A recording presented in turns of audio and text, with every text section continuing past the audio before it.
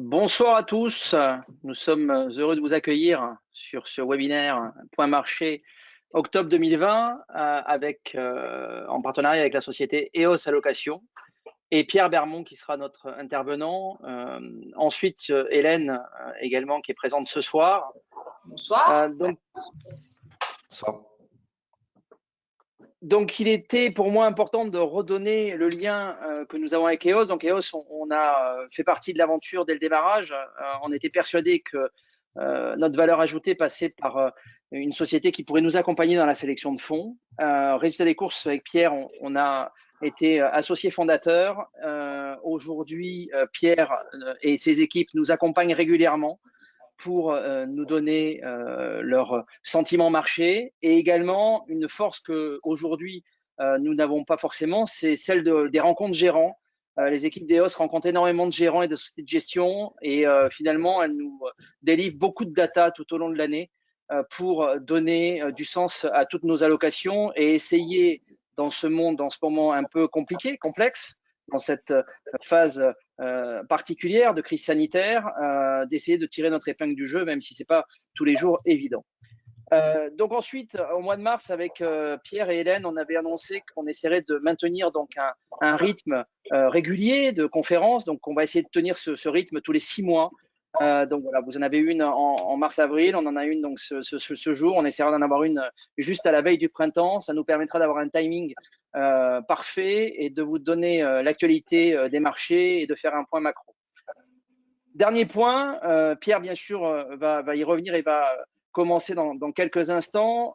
Aujourd'hui, comme vous le savez, on a une actualité très riche au niveau des marchés, au niveau de la crise sanitaire, cette fameuse deuxième vague qui est en train d'arriver de manière assez conséquente en Europe. Elle aura certainement des incidences sur le plan économique. Je pense que Pierre y reviendra. Il se passe la même chose en US. La Chine a l'air d'être épargnée pour le moment, en tous les cas avec les chiffres qu'ils délivrent. Aujourd'hui, on construit nos allocations pour du moyen long terme, même si des fois on peut à court terme soit saisir des points d'entrée, soit à un moment donné se mettre à l'abri s'il y avait besoin. Je vous souhaite à tous une très belle conférence. On sera à votre disposition avec Hélène pour répondre à toutes vos questions par la suite.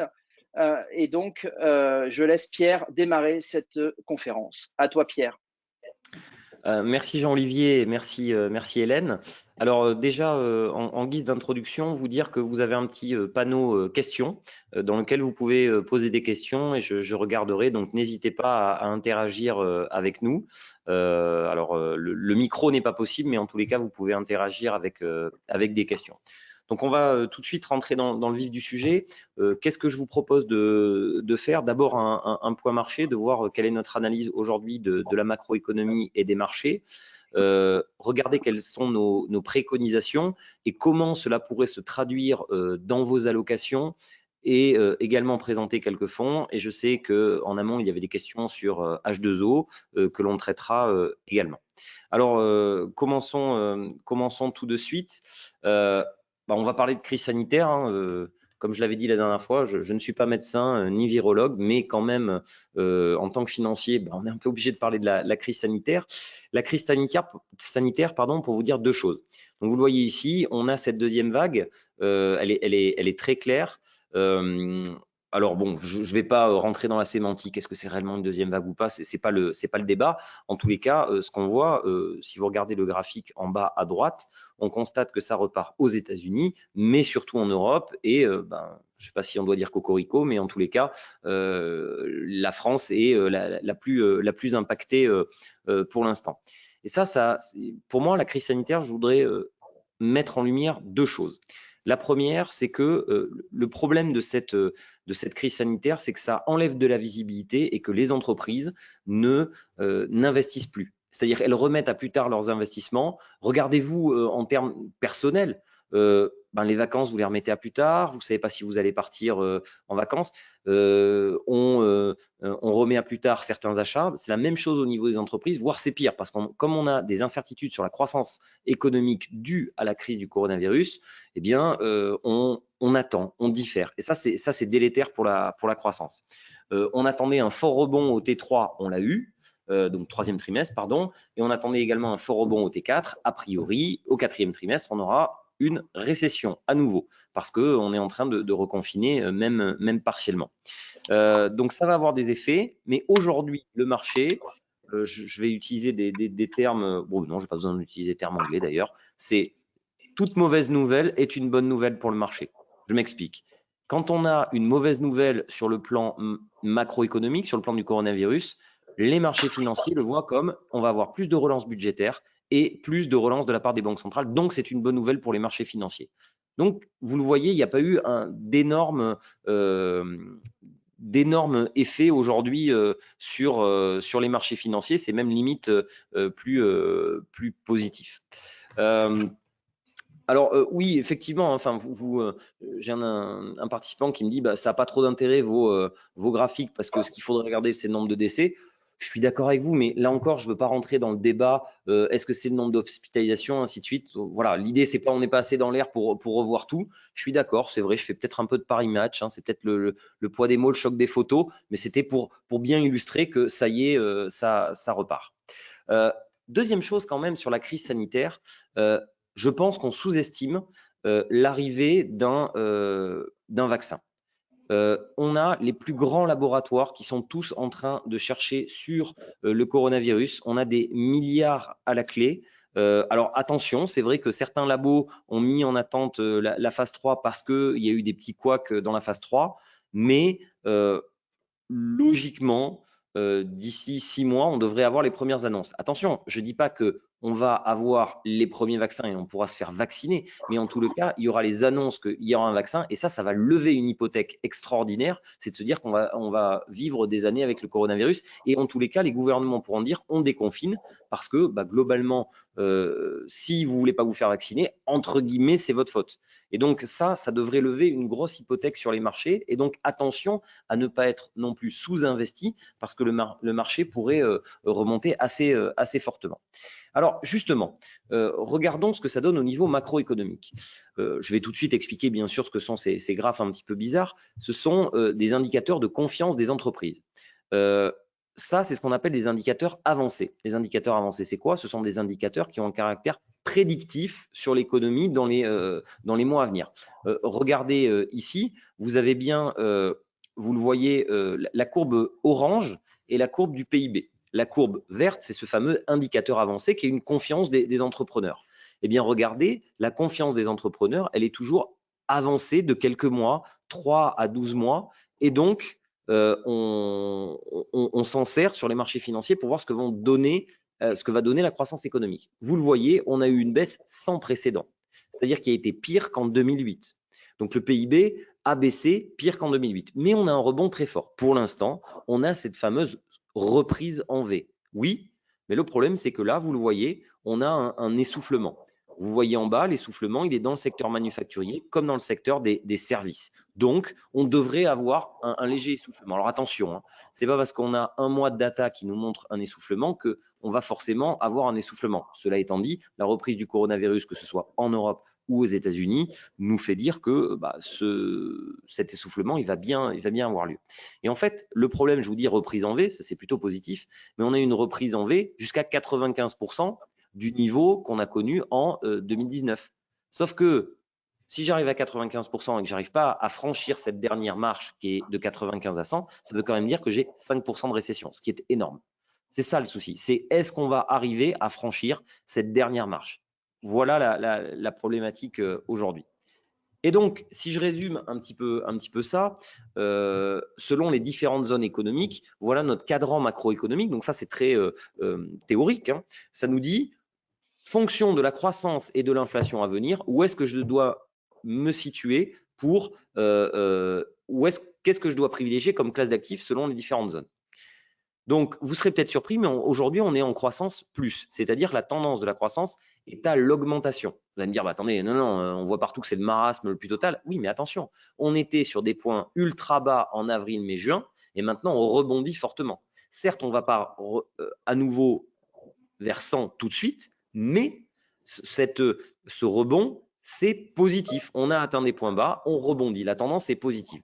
Sur l'inflation, on a une tendance qui est plutôt négative même si aux États-Unis, elle est de plus en plus positive. C'est-à-dire qu'on voit qu'on a là aussi l'inflation qui repart un petit peu à la hausse. Donc attention, en Europe, ce n'est pas le cas. On est techniquement aujourd'hui en déflation et on ne voit pas aujourd'hui pourquoi l'inflation reviendrait. Parce qu'en Europe, on a des facteurs conjoncturels, le coronavirus, mais on a aussi des facteurs structurels, le vieillissement de la population, qui fait que c'est globalement désinflationniste. Donc, si je vous dis ça, très bien, c'est parfait, il faut faire des actions en Europe, aux États-Unis, dans les pays émergents. Donc, on se dit, bah, tout est bien. Mais pour l'instant, ça a plutôt bien fonctionné, parce que si vous regardez, si on regarde depuis les points bas de mars, le marché a fortement rebondi. Mais maintenant, il faut regarder la valorisation qui est importante. Donc, on va regarder, est-ce que c'est cher ou est-ce que c'est pas cher? Et alors là, désolé pour les, on va essayer de pas faire de crise d'épilepsie avec toutes ces couleurs sur les graphiques, mais qu'est-ce que ça représente? Ça représente le PE. Le PE, c'est quoi? Bon, je ne vais pas rentrer dans les détails. Dites-vous que c'est un niveau de cherté. C'est le prix divisé par les bénéfices futurs. Donc globalement, plus c'est haut, plus les marchés sont chers, plus c'est bas, moins c'est cher.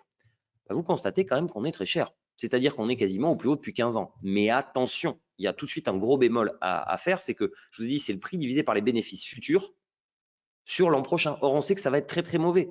Donc, en fait, les marchés aujourd'hui continuent à monter malgré cette apparente cherté parce que, en fait, les prévisions de bénéfices sont très maussades et qu'on s'attend à un rebond en 2021. Globalement, le consensus de marché, c'est 2020, on oublie, ça va être catastrophique, entre 20 et 30% de baisse des bénéfices. Mais 2021, on va revenir au niveau de 2019. Donc, la question n'est pas de se dire est-ce que le marché est cher ou pas cher. La question est de se dire est-ce qu'on pense qu'en 2021, on pourra réatteindre le niveau de bénéfice de 2019? C'est de moins en moins sûr. Donc, il y a quand même une petite alerte au niveau de la valorisation, mais pas parce que ces graphiques montrent des plus hauts depuis 15 ans, puisque, comme je vous l'ai dit, c'est à relativiser. Mais en fait, quand je parle du marché, quelque part, je fais une approximation. Parce qu'en fait, aujourd'hui, il y a deux marchés. C'est-à-dire qu'à l'intérieur du marché, vous avez dû le voir, il y a des entreprises qui profitent du coronavirus. Enfin, profiter, attention, hein, elles n'ont pas fait exprès, mais Netflix, Amazon, ça, ce sont des entreprises qui se portent bien, ou la santé également, tout ce qui est digitalisation de l'économie qui se porte très bien. Et à l'inverse, des secteurs comme l'aéronautique, le transport, que ce soit transport aérien ou les fabricants de voitures, ça, ce sont des secteurs qui ont été ravagés et qui sont maintenant ce qu'on appelle value ou valeur, comme vous le voyez ici. C'est-à-dire, ce sont des secteurs délaissés, très sous-valorisés. Eh bien, aujourd'hui, regardez l'énorme différence qu'il y a de valorisation. Donc ça, c'est de la valorisation, hein. C'est-à-dire que plus c'est haut, plus c'est cher, plus c'est bas, moins c'est cher. Ça veut dire qu'aujourd'hui, oui, on a les actions du secteur croissance, donc typiquement la technologie, le luxe, la santé, qui sont effectivement qui se portent bien, mais qui sont ultra chères. Faut pas avoir peur des mots. Et d'un autre côté, les valeurs délaissées qui sont plutôt pas chères. Attention, hein, on est dans un monde à taux zéro. Aujourd'hui, il n'y a rien qui est pas cher. Parce que le fait que les taux soient à zéro fait que tout le reste des actifs sont globalement chers. Mais la grande question, c'est est-ce que vous avez envie de mettre 100 € sur Netflix, sachant que c'est cher, mais que c'est un des grands gagnants de cette crise sanitaire? Ou est-ce que vous avez envie de mettre 100 € sur Air France, sachant que le business model est cassé pour plusieurs années? Voilà, c'est la grande question. Alors attention, moi, en tant que allocataire d'actifs, mon métier, c'est de diversifier les risques. Donc, je vous dirai jamais, c'est soit l'un, soit l'autre. C'est qu'aujourd'hui, il faut effectivement avoir les gagnants de demain, un peu de santé, un peu de digital, mais il faut aussi ne pas oublier que le style value, valeur, est tellement peu cher qu'il est dangereux de ne pas en avoir en portefeuille. Et qu'en plus, la digitalisation de l'économie, c'est bien, mais qu'est-ce qui s'est passé dans cette crise? Globalement, ça a gagné 2 ans. C'est-à-dire que la digitalisation de l'économie s'est accélérée de 2 ans. Mais est-ce que les actions n'ont pas aussi, elles, anticipé 2 ans de performance? C'est aussi la question à se poser. Voilà. Donc, c'est des questions qu'on se pose au quotidien et c'est là-dessus qu'on aide le Centre du patrimoine. Je vous montre 2 exemples. Ici, en bleu, vous avez les financières, les banques, par rapport à l'indice, c'est-à-dire par rapport au marché. Elles sont en baisse de 30%, même pas en absolu, en relatif. Idem aux États-Unis sur le secteur de l'énergie. Voilà. Alors, là aussi, secteur croissance, ça, c'est les bulles depuis 40 ans. En rouge, vous avez les disrupteurs. Alors, je ne dis pas que c'est le Nasdaq, je ne dis pas que c'est la technologie américaine, mais c'est les disrupteurs. Donc, c'est du Amazon, Uber, c'est Tesla, c'est Zoom, par exemple. Donc là, est-ce qu'on est en bulle? Oui. Voilà, n'ayons pas peur des mots. Oui, on est en bulle là-dessus. Le problème, c'est que la bulle, si elle continue encore, ça peut encore monter de 50%. Par contre, il faut avoir le doigt sur la gâchette. Qu'est-ce qu'on va faire? Parce que là, je vous dis, il ne faut pas faire ci, il ne faut pas faire ça, mais qu'est-ce qui est intéressant? Mais aujourd'hui, on trouve qu'il y a de l'intérêt dans les petites capitalisations. Les petites capitalisations, ce sont les sociétés de plus petite taille. Globalement, les sociétés de grande capitalisation, c'est des sociétés, c'est comme BNP, Total, c'est des sociétés avec des capitalisations au-delà de 10 milliards. Les petites capitalisations, c'est en dessous de 1 à 2 milliards. Donc, ça peut être des sociétés que vous connaissez, mais dont la taille en bourse est petite. Mais globalement, ce sont, on va dire, c'est de la grosse, voire de la très grosse PME, mais ce n'est pas de la grande entreprise. Eh bien, ces sociétés-là, si vous avez un peu suivi, si vous avez regardé dans vos portefeuilles, elles sont à la traîne depuis 2 ans et demi. Depuis début 2018, elles sont complètement à la traîne. Et on pense qu'aujourd'hui, il y a un intérêt à revenir dessus, c'est-à-dire qu'il y a une valorisation qui nous paraît intéressante. De plus, alors je vous montre ce graphique, mais bon, c'est en anglais, mais je vais tout de suite vous l'expliquer. Ça veut dire quoi? Ça veut dire que les petites capitalisations performent mieux dans un environnement de début de reprise cyclique. C'est exactement là où on en est aujourd'hui. Et ce n'est pas un hasard si ce mois-ci, c'est le 5e mois consécutif de surperformance des petites capitalisations par rapport aux grandes, alors qu'elles sous-performent depuis 2 ans et demi. Donc ça nous paraît être intéressant. L'or aussi nous paraît intéressant.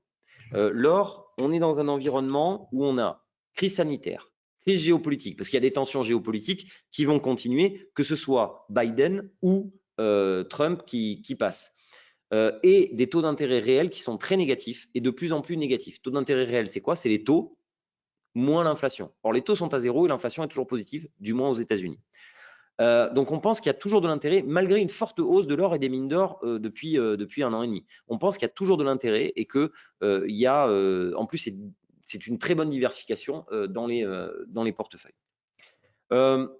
Je vais passer sur les obligations. Les obligations, il y a encore de l'intérêt, c'est-à-dire il y a du rendement sur les obligations d'entreprise, mais le risque est là. C'est-à-dire que, attention, il va y avoir des défauts d'entreprise. Donc, vous êtes encore payé pour le risque, mais de moins en moins. Donc, il y en a de moins en moins dans les portefeuilles. Les risques. Les risques, ils n'ont pas changé depuis la dernière fois qu'on s'est vu. C'est le coronavirus, hein, on l'avait laissé, on ne l'avait pas effacé, heureusement, puisque c'est bien ce qui s'est passé. Les élections. Alors, élections US, je fais un petit point, c'est souvent une question qui revient. Est-ce que les élections US vont avoir une influence sur les marchés? Ça en a déjà, mais ce n'est pas ça qui va faire fortement baisser les marchés. Tout le monde s'attend à ce que ce soit, excusez-moi le terme, un bordel sans nom. Donc, si tout le monde s'attend à ce que ça ne se passe pas bien, globalement, ce n'est pas ça qui va faire baisser les marchés parce que ça veut dire que c'est déjà anticipé. Le Brexit, on n'en parle plus, on n'en parle plus du tout, sauf qu'on est en train clairement d'aller dans le mur, mais c'est quand même plus un risque pour les Anglais, pour le Royaume-Uni que pour l'Europe, même si c'est quand même pas une bonne nouvelle pour l'Europe. Puis il y a la montée de la dette, parce que tout ce qu'on est en train de faire là, on est en train d'accumuler, accumuler et accumuler plus de dettes. Est-ce que, clairement, il va falloir qu'on en sorte à un moment ou un autre. Je ne dis pas il va falloir la payer. Je dis il va falloir en sortir à un moment ou un autre. Pour ça, globalement, il y a 3 solutions. La première, c'est les banques centrales qui ont globalement en Europe 30% de la dette. On peut dire, merci, au revoir, vous effacez tout ça.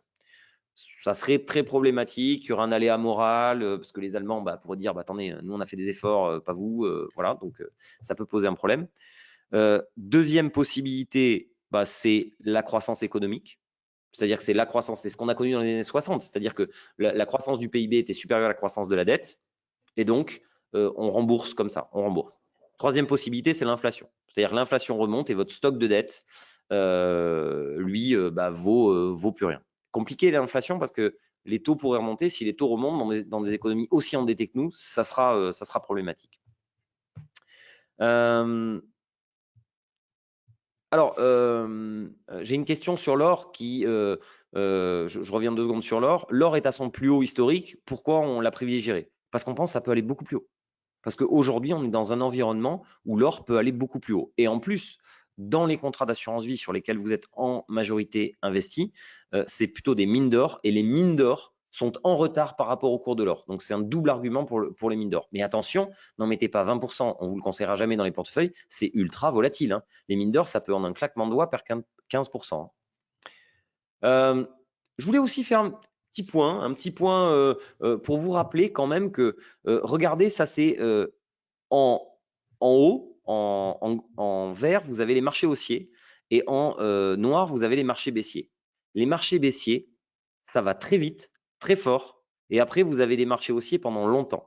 Donc, attention à sortir quand vous avez perdu 20-30%, c'est le pire moment pour sortir. Parce que très souvent, c'est plutôt un bon point d'entrée parce qu'après, vous avez une longue période de hausse. Alors, est-ce que là, on est re-rentré dans une période de hausse ou est-ce qu'on peut rebaisser? C'est dur avec la crise du coronavirus à dire, mais attention, voilà, là, cette fois-ci, la baisse a été encore plus intense que d'habitude, puisqu'elle a été extrêmement rapide, mais n'oubliez pas qu'en général, les baisses sont fortes et rapides, suivies par plutôt de longues périodes de hausse. Les recommandations, on fait quoi avec tout ça? Donc, la macroéconomie continue de rebondir, même si un essoufflement est perceptible.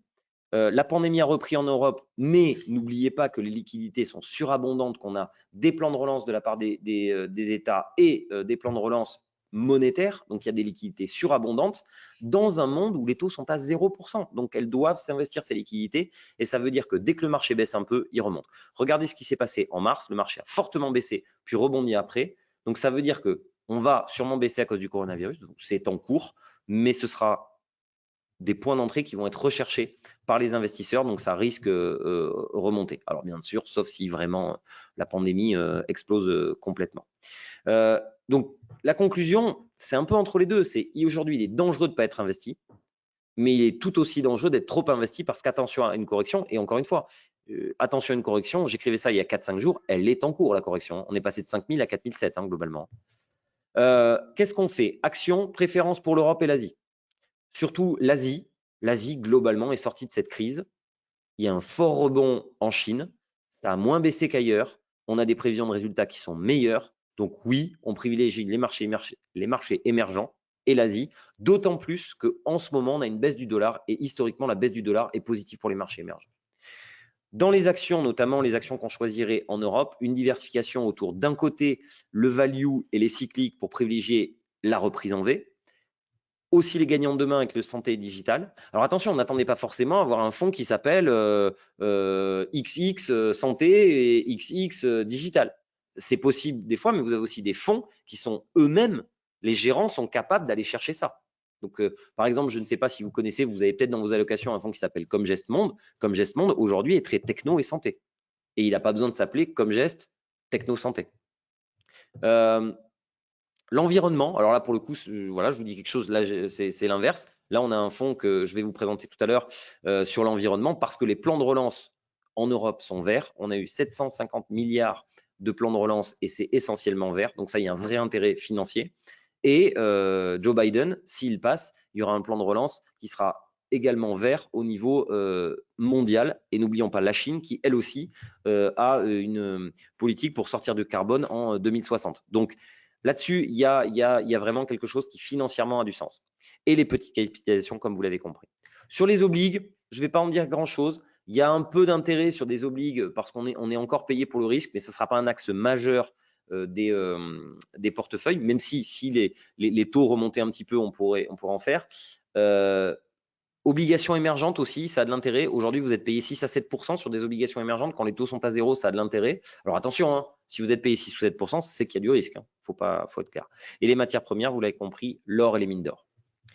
Alors, j'aimerais mettre en avant deux fonds que vous pouvez retrouver ou pas dans les allocations. Ça, c'est fonction des contrats d'assurance vie sur lesquels vous êtes. Puisqu'en fait, un fonds pourra avoir un substitut si vous êtes sur un autre contrat d'assurance vie, puisqu'il y a un référencement. Mais c'est pour vous donner un petit peu l'idée par rapport à ces préconisations pour que vous ayez quelque chose de concret. Donc, justement, le Mirova Europe Environnement, je vous parlais d'environnement. On a un fonds que nous, on aime bien parce que justement, il est européen et sur l'environnement. Et donc, vous voyez, qu'est-ce qu'on retrouve dans ce type de portefeuille? Vous allez retrouver la gestion durable de l'eau et des déchets pour 25%, l'utilisation durable des terres, ça c'est l'économie circulaire. Vous avez aussi les économies d'énergie avec l'efficacité énergétique et les bâtiments verts, donc tout ce qui est HQE.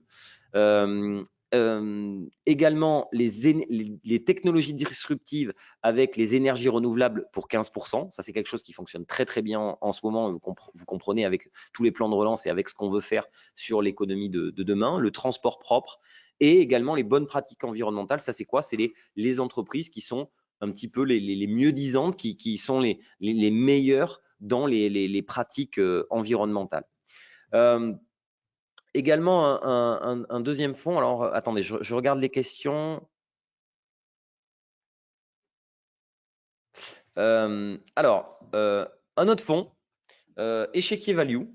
Donc, je voulais vous le montrer en plusieurs fois. Donc, Échiquier Value, c'est quoi? C'est en même temps des petites capitalisations et en même temps du value. Donc, ça allie un petit peu les deux thèmes qu'on trouve intéressants. Je vous ai mis ici le graphique. Et là, vous allez me dire, mais c'est un fou furieux. Il est en train de nous proposer un fonds qui n'est pas bon, puisque vous le voyez, c'est un fonds qui a fortement baissé depuis 2 ans. Mais justement, attention à n'aller que vers des fonds qui ont eu de bonnes performances. Parce que justement, là, je vous l'ai dit, le style value a fortement sous-performé, les petites capitalisations aussi. L'idée n'est pas est-ce qu'il était bon hier, c'est est-ce qu'il va être bon demain. Et je vous montre juste quelque chose. Voilà ce qu'il avait donné sur 5 ans. C'est-à-dire que c'est un fonds qui est capable de surperformance. Mais oui, en ce moment, il n'est pas bon. Et c'est justement ça qu'on joue, c'est le rattrapage. Mais je sais que souvent, pour des clients, c'est compliqué de se dire, attendez, j'achète un fonds qui il a l'air pas bon, votre fonds. Mais il n'est pas bon parce que nous, on pense que justement, il est sur une thématique, value et petite capi, que les marchés ont détesté depuis 2 ans. Mais l'idée, c'est est-ce que demain, ça va être bon? Et justement, je voulais vous montrer, alors je prends 2 secondes ma casquette un peu académique de prof de fac, mais je trouvais ça intéressant. C'est attention à la chasse à la performance. C'est quoi la chasse à la performance? C'est n'aller acheter que des fonds qui ont très bien performé depuis les 2 dernières années. Aujourd'hui, je peux vous en montrer plein des fonds techno-US qui sont à plus 50 l'an dernier et plus 50 cette année.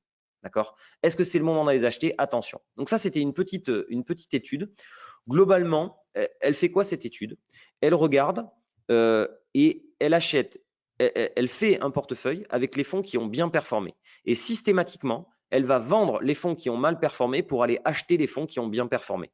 Et on la compare par rapport à une stratégie qu'on appelle de buy and hold, c'est-à-dire une stratégie où on prend les fonds qu'on a estimés être bons et on les maintient pour des années. Donc, on ne fait pas tous ces rebalancements tout le temps. Eh bien, regardez, si on analyse ça, sur toutes les catégories actions, la stratégie de chasse à la performance, c'est-à-dire d'aller chercher les fonds qui ont 5 étoiles, qui ont été les meilleurs dans les classements l'an dernier, ça vous fait perdre de l'argent. Donc, attention à ça. C'est-à-dire que c'est vrai que c'est moins confortable quand on vous présente un portefeuille et on vous dit, bah, regardez, voilà, on vous présente ce fonds-là et vous avez que des fonds qui ont l'air pas bons, mais c'est pas bon. Il faut voir. Pas bon, ça veut dire quoi? Pas bon, c'est quand il y a un souci avec la gestion, quand il y a un changement de gérant, quand la structure de frais n'est pas forcément très bonne. Voilà. Mais si c'est parce que c'est juste la thématique qui n'a pas été favorisé par le marché, ça ne veut pas dire que le fonds n'est pas bon. Ce qui compte, c'est est-ce que ça va être bon demain. Et donc voilà, je voulais juste vous alerter un petit peu là-dessus. Juste, hop, attendez, voilà. Donc j'en ai fini avec cet exposé, mais bien entendu, il y a des questions sur H2O. Donc les fonds H2O, qu'est-ce qu'on fait avec les fonds H2O? Donc des fonds H2O, c'était des fonds qui étaient en portefeuille, qui ont eu, si vous les avez depuis des années, plutôt un excellent parcours. Maintenant, la société H2O a eu quelques déboires dernièrement et qu'est-ce qu'on fait? Est-ce qu'on les garde en portefeuille ou pas? Alors déjà, pour voilà, qui sont au courant. On a fait quelques communications dessus. Les fonds ont été séparés en deux, avec une petite partie des fonds qui est sur des actifs illiquides et qui vont être liquidés dans le temps. Donc ça, on ne peut pas y toucher, donc ça va être liquidé dans le temps. Et de l'autre côté, il y a les fonds tels qu'on les a connus. Aujourd'hui, notre politique par rapport à ça, c'est de dire, on a posé pas mal de questions à la gestion, on ne comprend pas certaines choses, il y a des questions qui n'ont pas été répondues, donc on préfère sortir. C'est-à-dire que nous, EOS Allocation, en tant que sélectionneur de fonds, on est rentré dans la technique et il y a des choses qu'on ne comprend toujours pas et il y a des questions qui sont toujours ouvertes. Donc on sort. La question est, beaucoup de clients, les conseillers, le conseiller en gestion de patrimoine, Jean-Olivier Hélène, nous donne des questions de la part de certains de leurs clients finaux, se disent, bon, bah, de toute façon, est-ce que je le garde pas ou est-ce que j'en remets pas? Aujourd'hui, si on regarde les stratégies sous-jacentes, pardon, on trouve qu'il y a des stratégies sous-jacentes qui sont intéressantes. Par exemple, sur la partie action, ils jouent le value contre le croissance. Donc exactement ce que je vous ai dit tout à l'heure. Donc si on les avait il y a 3 mois en portefeuille, c'est pas un hasard, c'est qu'on pensait qu'il y avait des choses très intéressantes. Et en plus, c'est vrai qu'ils avaient eu plutôt des bonnes performances et une bonne lecture du marché. Mais à aujourd'hui, pour des questions qui sont hors gestion, on préfère sortir et on n'est pas du tout sûr que la gestion H2O de demain sera la gestion H2O, enfin celle qu'on a aimée sera la même demain. Donc pour ces raisons, pour une prudence, on préfère sortir, quitte à ce que ça aille mieux dans quelques mois, trimestres. C'est toujours des fonds qu'on va regarder, bien entendu, mais à aujourd'hui, nous avons pris la décision de conseiller en tous les cas la sortie. Je ne sais pas si Jean-Olivier ou Hélène veulent ajouter. Si je peux me permettre, il faut juste se rappeler que dans les portefeuilles, il y a une toute petite pondération des fonds H2O. Donc, c'était vraiment de la diversification, justement, qui avait été faite sur l'ensemble des portefeuilles. Donc, il n'y a pas une grosse inquiétude à avoir sur les portefeuilles. Et de plus, on était plutôt sur les fonds qui étaient les moins risqués, donc qui ont été le moins affectés par ce qui s'est passé. Donc on avait bien, de toute façon, chez EOS Allocation, on respectera toujours, et bien sûr au centre du patrimoine, un souci de diversification. Vous ne verrez jamais 20-30% du portefeuille sur une seule thématique, un seul fonds. Ça, c'est pas possible. Donc, effectivement, il y a ce principe de diversification, il y a ce principe de prudence et bien entendu du respect du profil de risque. C'est-à-dire que si vous aviez des fonds risqués, c'était plutôt sur des profils dynamiques. Si vous aviez des fonds moins risqués, c'était plutôt sur des profils prudents et équilibrés. Ce que j'aurais envie de rajouter sur H2O, c'est comme la relation qu'on peut avoir avec nos clients. Il y a le mot confiance quand même malgré tout au travers des sociétés de gestion. Et aujourd'hui, dans ce qu'a expliqué Pierre, il est très clair que même s'il y a des stratégies sous-jacentes intéressantes, il y a aussi un certain nombre d'éléments qui aujourd'hui ont apporté une rupture de confiance. Et résultat des courses aujourd'hui, on n'a même plus envie de se poser la question de savoir s'il faut ou pas rester. Il faut aujourd'hui peut-être les garder en monitoring, ces fonds-là. On va les étudier sur le moyen long terme. Peut-être qu'un jour, on y reviendra. Mais à aujourd'hui, en l'occurrence, pour nous, la confiance est rompue. Et très clairement, la performance passée, on l'a prise. Elle était intéressante. Les fonds étaient ultra diversifiants dans les allocations. Ça, c'est quelque chose aussi sur lequel on peut revenir. Résultat des courses aujourd'hui, voilà, ces fonds avaient un vrai objectif et aujourd'hui, on a plutôt tendance à se dire sortons, on ne comprend pas tout, on n'a pas toutes nos réponses.